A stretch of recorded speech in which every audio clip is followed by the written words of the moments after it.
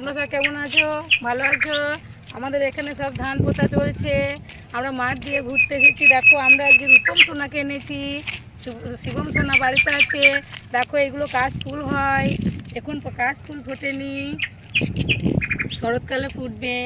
জমিগুলো সব পোঁতা হয়ে গেছে, এক একটা বাকি আছে। আর রূপম সোনাকে নিয়ে ঘুরতে এসেছি আমরা রাস্তায়। টাটা বন্ধুরা, আবার পরের ভিডিওতে শুভমকে দেখাবো। আমার উপরে বাদ হয়ে হাই বন্ধুরা, তোমরা কেমন আছো? ভালো আছো? আমাদের দেখো গ্রামে কেমন ধান পোতা চলছে এখন। প্রাকৃতিক দৃশ্যটা একবার দেখাও বাবু।